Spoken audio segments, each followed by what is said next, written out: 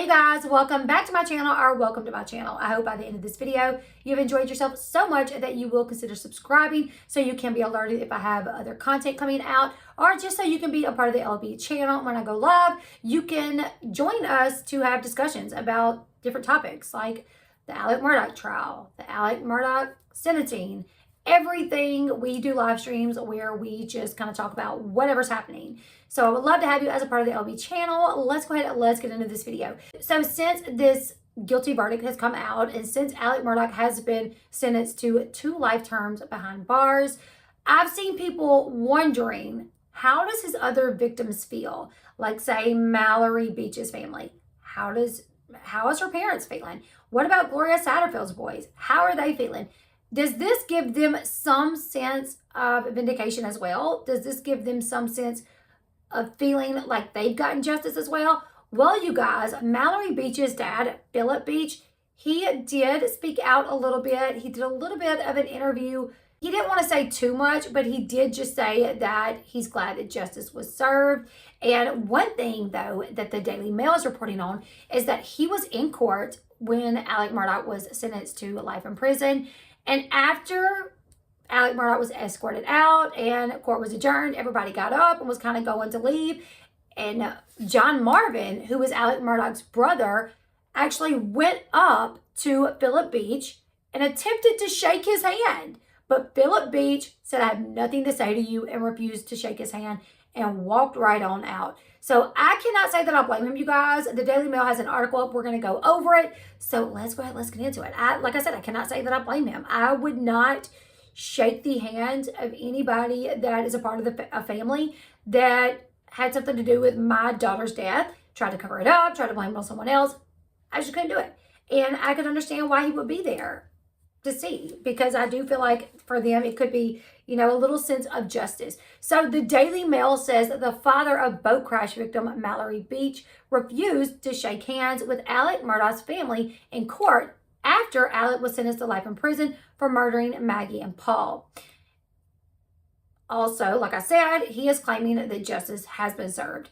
Philip Beach's daughter, Mallory Beach, was killed in a 2019 boating incident where Paul Murdaugh was driving the boat while intoxicated and crashed, and it killed Mallory Beach. 2 years later, Alec Murdaugh shot and killed Paul and his wife Maggie at their South Carolina estate.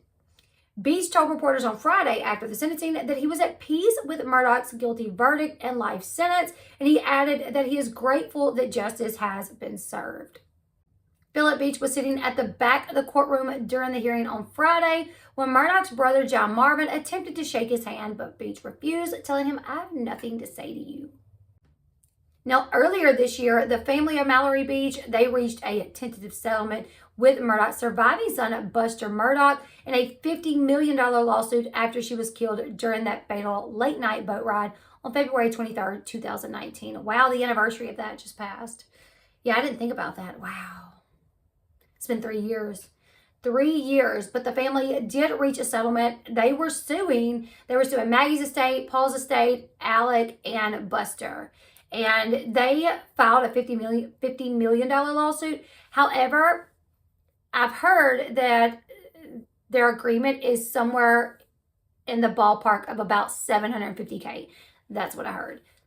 I don't know if we'll ever get an exact number, but still, $750K, What do you guys think? Do you guys think that's a decent sized settlement? I mean, you lost your daughter. I told my husband, I think he's hiding money. I don't know. What do you guys think? Do you guys think that Alec Murdaugh is hiding money somewhere? I feel like he is. And he's hiding it to make sure he doesn't have to pay the other victims. That's just my opinion. You guys leave me your thoughts in the comment section below. So the passengers on the boat that night was Anthony Cook, his cousin Connor Cook, Miley Altman, Morgan Dowdy, and then Paul. It was believed that Paul was driving while drunk, and then he crashed the boat into Archer's Creek near Paris Island. Buster was accused of lending his ID to Paul so Paul could buy alcohol. And that is the reason that Buster is in all these lawsuits. Like, everybody's suing the family for this. Like, everybody that was on the boat that night, they've all filed a lawsuit, and Buster is listed in the lawsuit because Paul had his ID. Now, one could wonder, Did Buster lose it and get a new one and Paul found it? Or, maybe he left it at his house, so Buster went and got it. Like Buster didn't live at his parents' house anymore. So maybe Buster accidentally left it there. I don't know. Paul got a hold of it. Or you could just suspect that this family kind of worked off the notion that they could get whatever they wanted. So because Paul allegedly had a drinking problem, Buster gave him his ID so he could buy alcohol. Also, Paul's ex-girlfriend did come out to say that Paul's parents would buy alcohol for him. Plenty of times when they would be out and about, she said Paul's parents would buy him alcohol, which to me, no, that's a no. You don't do that. You are creating a problem if you are buying your underage child alcohol. Sorry. Now, according to legal documents, they say that Paul was highly intoxicated, that he was drunk, he was acting belligerent when he crashed the boat. Everybody on the boat, all 6 passengers, were under the age of 21. So legally, none of them should have been drunk, none of them should have been drinking, none of them should have been in possession of alcohol. 3 people on the boat were ejected from it, one being Mallory Beach. Her body was found a week after the incident happened. 2 months later, April 2019, Paul will be indicted on 3 counts of boating under the influence. And as we all know, while Paul was awaiting for his trial to start, he was murdered by his dad. And I don't think I have to say allegedly anymore because it was proven through a court. So he was murdered by his dad. His dad, Alec Murdaugh, would tell the police and tell investigators that he thought this boating accident is what caused Paul and Maggie to be killed. He thought someone had like a vendetta against them because Paul crashed the boat and it killed Mallory and people were mad about it, that maybe someone connected to the boating incident decided to kill Paul and Maggie. However, nobody believed that. Everybody pretty much believes that it was Alec. Now, the boat crash victims and their families recently appeared in a Netflix special. It's called Murdaugh Murders, a Southern Scandal. That's a tongue twister. Now, prior to Paul and Maggie being murdered, people on the boat, the 6 teens on the boat, or well, the 4 teens that were on the boat, they testified that they were actually scared to speak out about the situation because the Murdaugh family were known to cover things up. So they were scared to even talk about the situation. All of the survivors on the boat that night would tell authorities that Paul was drunk and that there had been arguments over who was going to drive the boat that night. Mallory Beach's boyfriend, Anthony Cook, even offered to get them an Uber to take home rather than anybody driving. However, they said Paul was belligerent and he insisted that he drive his boat and take all of them back to the dock. Despite the fact that there was fog and there was no lights on the boat, you guys. They literally were holding flashlights up so they could see. At one point, though, I don't even think they were holding flashlights up anymore because the boat was going so fast, people just sat down. Anthony Cook would say in the documentary that everybody was fighting and arguing because Paul, he would go fast and then he would go in circles and then he would sit idle for a minute. So everyone was frustrated. He said at one point, Molly was hollering like they just needed to get home because she had to go to work the next day. Anthony even said that at one point he thought that maybe Paul was on drugs. Despite the fact that it was 40 degrees out, Paul started stripping down to nothing but his boxers. And that's what made Anthony think, well, maybe it's more than alcohol. Maybe he's on drugs or something. Not only that, but he also got physical with his girlfriend. Both Anthony Cook and Molly Altman would say that they witnessed Paul spit and slap his girlfriend that night. When they were asked if Paul ever did any of those things while sober, they said no, that they never seen him get physical with her when he was sober. But Morgan would say that she did see Paul smoke weed as well as do cocaine on occasion, which that's the first time I've ever heard that. I've never heard that she witnessed Paul do cocaine. So that's shocking in the least. He's so young and here he is, being given alcohol, access to cocaine. Where is he getting cocaine from? Like, how does that happen? I can't even imagine the state of mind this guy was in that night. Like Paul under the influence possibly of drugs as well as alcohol. He can't even walk straight. He's stripping his clothes off, getting physical. But he insisted on driving the boat that night, you guys. People begged Paul to let someone else drive, but he wouldn't. Molly even said at one point she yelled at him and was like, let someone else drive. And he yelled back at her and told her to shut the F up and sit the F down, that nobody else was going to drive his boat.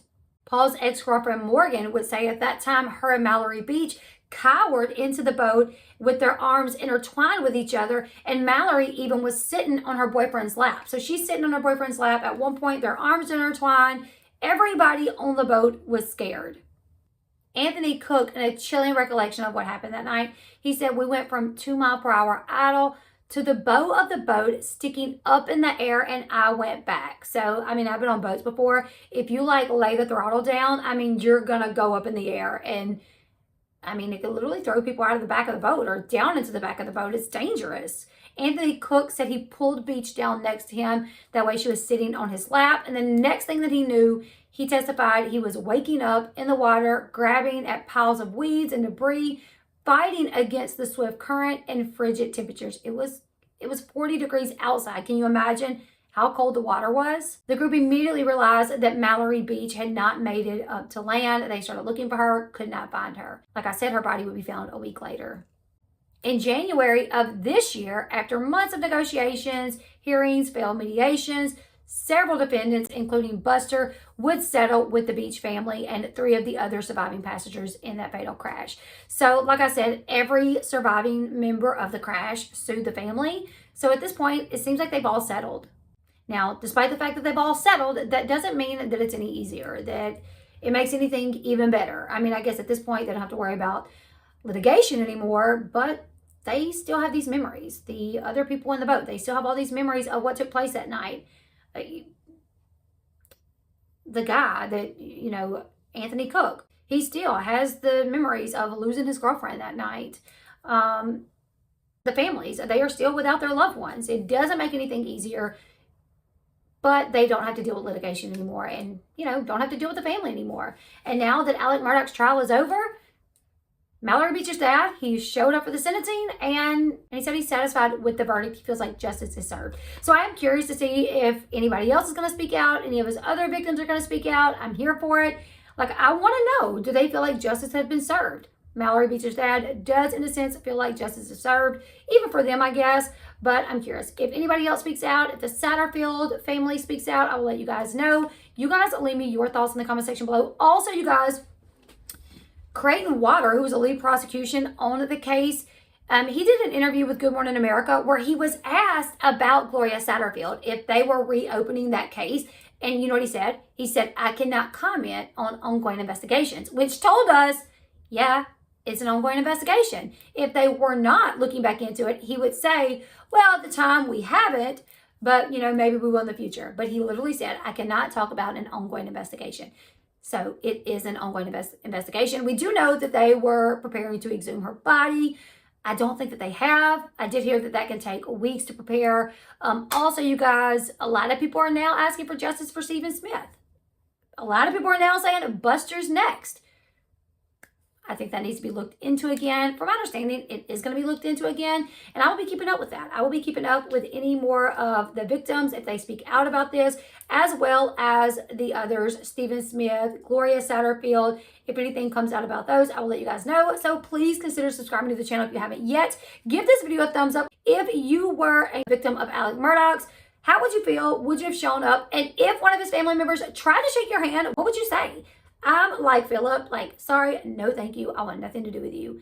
Let me know your thoughts. Give it a thumbs up, and I'll see you guys in the next one. Goodbye, everyone.